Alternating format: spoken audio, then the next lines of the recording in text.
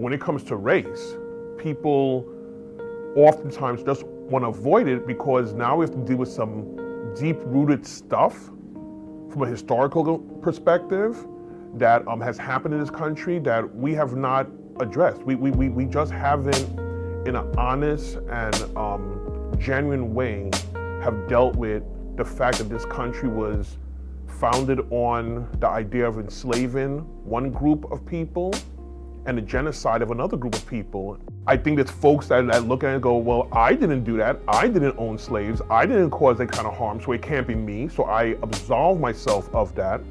And there's other people, especially in the Black community, that will say, guys, let's move on. We gotta be better. It's 2018. This happened over 400 years ago.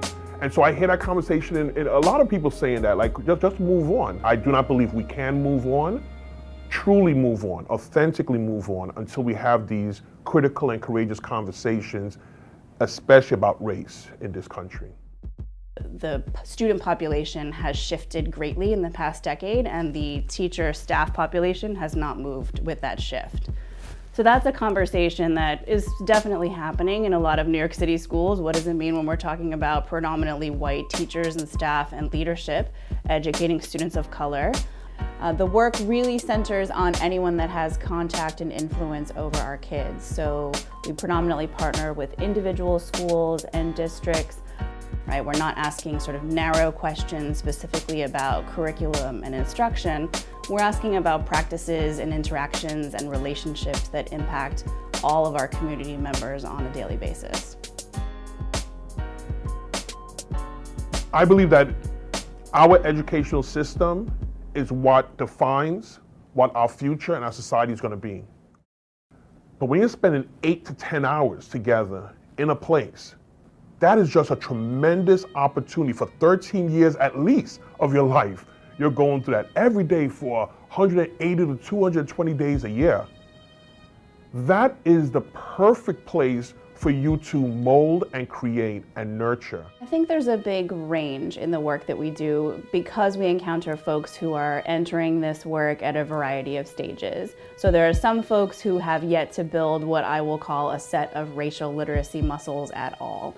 Right, and so this work is really supporting them to not only build a language around race, power, and privilege, but to really see where they themselves are situated in historical and contemporary racial oppression.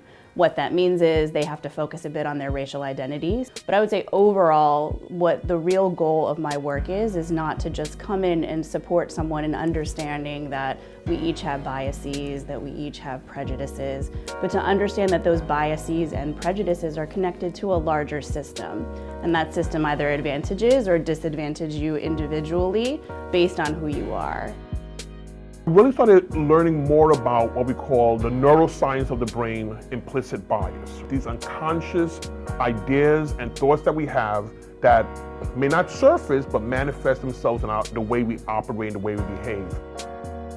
Just recently, the Starbucks incident. So here we have in Philadelphia 2 African-American young men walk into a store to get ready to have this meeting. They get there 10 minutes early, wanted to use the bathroom. They were told no. Within 2 minutes of arriving, a phone call was made to the police to say that they had a disruption, that they had people who wouldn't leave, basically trespassing. But people have said there were other people who were not Black who was in this space and no phone call was made. So that's the bias piece, and that's why it's important that we get to know each other more, right? Because the more you know someone is the less that you will be influenced by your biases that we all have.